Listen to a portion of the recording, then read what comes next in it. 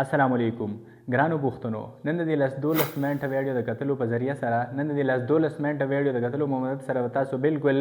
روان انګلیش وای ځکه په دې ویډیو کې نن موږ داسې امپورټنت څه زده کوو داسې اهم څه زده کوو که چېرته تاسو ته هغه زده وي تاسو ته د هغې په اړه معلومات وي نو بالکل تاسو روان انګلیش ویلی شئ خو که چېرته تاسو ته د هغې په اړه زده نه وي تاسو ته هغه نه درځي نو تاسو کله هم روان انګلیش نشئ ویلی کومې ته چې ویلی کېږي ډیمانسټریټیو پروناونز که ډیمانسټریټیو پروناونز تاسو ته زده وي نو بالکل تاسو روان انګلیش ویلی شئ خو که چېرته تاسو ته ډیمانسټریټیو پروناونز زده نه وي نو تاسو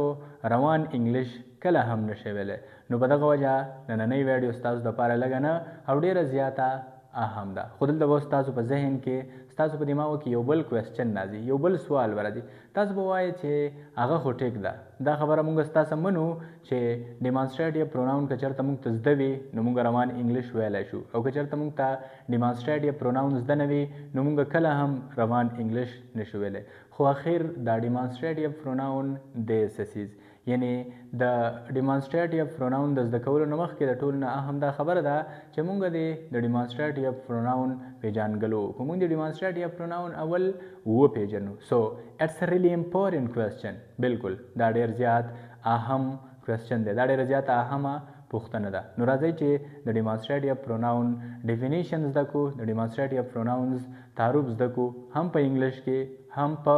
پښتو کې demonstrative pronouns are those words that we point out specific things or people څه مطلب دی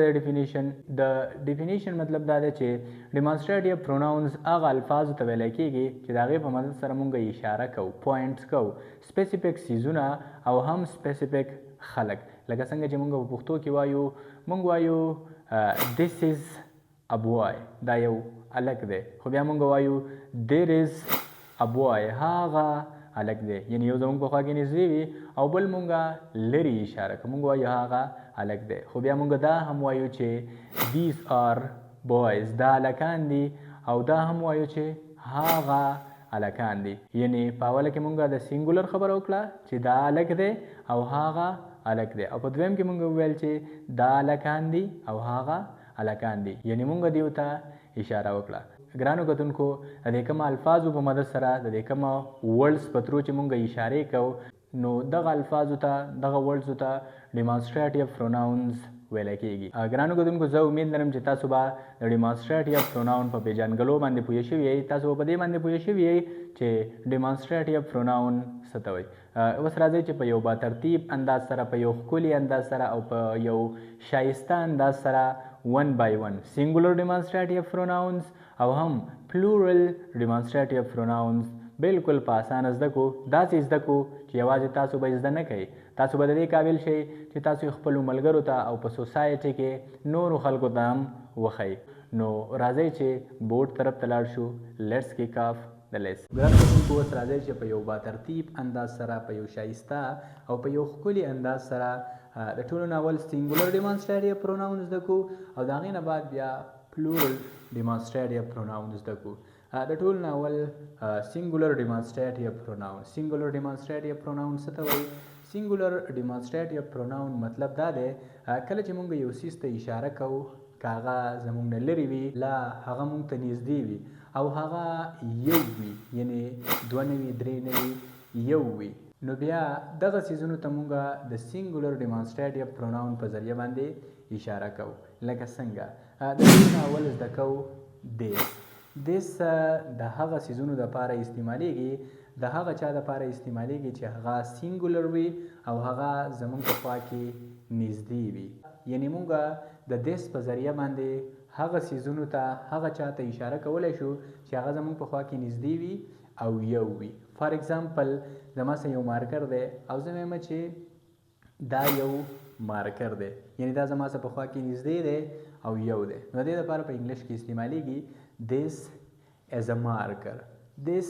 as a marker څه مطلب دی دا یو مارکر دی په دې سنټینس کې زما سره ډیمانسټریټیو پروناون this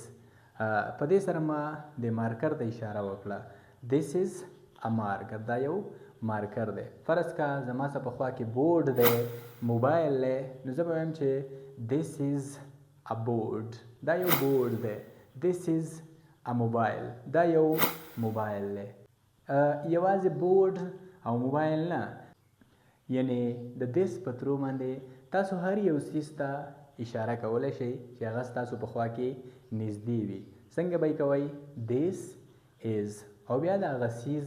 نوم که هغه سړی وي که هغه یو څیز وي که هغه سالنونکی وي که بېسار وي خو دیس از او بیا د هغه څیز نوم زه امید لرم چې تاسو به په دیس باندې پوه شوي یئ چې دیس مونږه د څه دپاره استعمالوو اوس راځئ ګرانو کتونکو چې د دیټ په باره کې هم زده کړو څنګه چې تاسو ته ما وویل چې دیټ هم یو ډیمانسټریټیو پروناون دی او د دې په ذریعه باندې مونږه هم څیز ته لا یو شخص ته اشاره کولی شو خو دا مونږ کومه څیز ته او کومه شخص ته د دې په ذریعه باندې اشاره کوو په یاد ساتئ کله چې یو څیز سینګولر وي یعنی یو وي او هغه زمونږ په خوا کې نه وي زمونږ نه لرې وي نو بیا مونږه په دیټ باندې هغه څیز ته لا هغه شخص ته اشاره کوو لکه فار اگزامپل که زه دلته ولاړ یم او زه ووایم چې هغه یو موټر سایکل دی یعنی زما په خوا کې نه دی زما نه لرې دی او زه وایم چې هغه یو موټر سایکل دی نو دې دپاره به بیا مونږ داسې نه وایو چې دیس از ا موټر سایکل د کومې مطلب چې دی دا یو موټر سایکل دی د دې دپاره به بیا مونږ د دیټ نه کار اخلو یعنی دیټ به استعمالو او مونږ به وایو دیر از ا موټر سایکل دیټ از ا موټر سایکل مطلب دا دی هغه یو موټر سایکل دی لا هغلته یو الک وي نو بیا به مونږ داسې نه وایو چې this is a boy بیا به مونږ وایو that is a boy there is a house هغه یو کور دی هغه یو الک دی there is mosque هغه جومات دی there is ground هغه ګراوند دی وغیره وغیره او دا هم د دیس په شان دی یعنی څنګه چې تاسو ته ما وویل چې کله تاسو ته یو څیز نږدې وي او هغې ته تاسو اشاره کوئ نو بس دیس از او بیا د هغه څیز نوم نو هم دا دیټ دغسې دی یعنی کله چې تاسو نه یو څیز لرې وي لا یو سړی یا یو څوک لرې وي او هغه ته تاسو اشاره کوئ هغه سینګولر وي نو بیا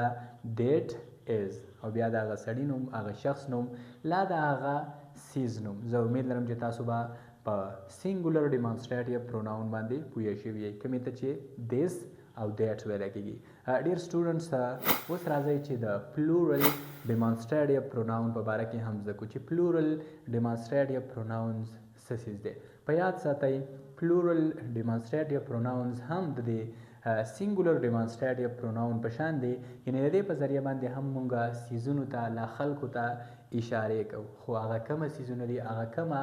خلک دي په یاد ساتئ چېرته چې هم زموږ سره څیزونه یعنی د یو نه سیوا وي دوه وي درې وي څلور وي او د دې نه علاوه بلها وي او دا زموږ سره په خوا کې نږدې وي یعنی مونږ وایو دا دي دا څه دي فار ایگزامپل مونږ وایو دا کرسۍ دي دا مارکرې دي دا هلکان دي دا کتابونه دي یعنی د یو نه سیوا وي نو کله چې مونږ دې ته اشاره کوو نو بیا دې ته مونږ د دیز په ذریعه باندې اشاره کوو مونږ وایو دیز آر بکس د دیز آر بکس څه مطلب دی دا کتابونه دي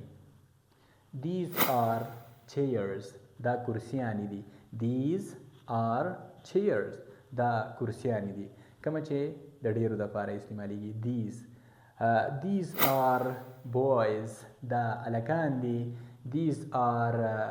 موبایلز دا موبایلونه دي وغیره وغیره یعنې تاسو ته ما وویل کله چې زموږ سره یو څیز د یو نه سیوا وي دوه وي درې وي او هغه زموږ سره په خوا کې وي او هغه ته مونږ اشاره کوو مونږ وایو چې دا څیز دی مونږ وایو دا څیزونه دي دا هغه څیزونه دي نو بیا دې ته مونږ اشاره په دیز سره کوو خو په یاد ساتئ چې د دیز سره به ایز نه لګوئ د دیز سره به تاسو آر لګوئ ځکه چې دلته مونږ خبره د ډېرو په باره کې کوو دیز آر او بیا د هغه څیزونو نومونه چیرز موبایلز boys, girls, boards, markers, etc. دغه څیزونو نومونه زه امید لرم چې تاسو به په دیز باندې هم پوه شوي یئ ګرانو کتونکو اوس راځئ چې یو بل ډیمانسټریټیو پروناون په باره کې زده کړو کومې ته چې ویلی کېږي دوز او دوز هم د دیز په شانتې دی یعنې مونږ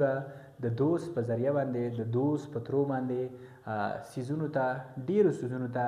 اشاره کوو خو په یاد ساتئ ډېر څیزونه به وي د یو نه به سیوا وي سینګولر به نه وي پلورل به وي خو دا به زموږ سره په خوا کې نږدې نه وي. لکه څنګه چې په پښتو کې مونږ وایو هغه هلکان دي، هغه جینکۍ دي، هغه ګړې چیلنګي دي، هغه سکولونه دي، هغه ګراونډونه دي، یعنې زموږ نه په فاصله کې لرې وي او موږ هغې ته اشاره کوو، نو بیا موږ هغې ته د دوست په ذریعه باندې اشاره کوو. فار ایگزامپل که زه ووایم چې هغه هلکان دي، نو دې دپاره بیا استعمالیږي those are boys. those are boys څه مطلب دی؟ هغه هلکان دي. those are chairs هغه کرسۍ دي. those are chairs څه مطلب دی؟ هغه کرسۍ دي، یعنې زما په خوا کې نه دي او زه تا ته داسې ګوته ونیسم زه وایم چې هغه کرسۍ دي. those are chairs. those are chairs هغه کرسۍ دي. those are mobiles. those are mobiles څه مطلب دی؟ هغه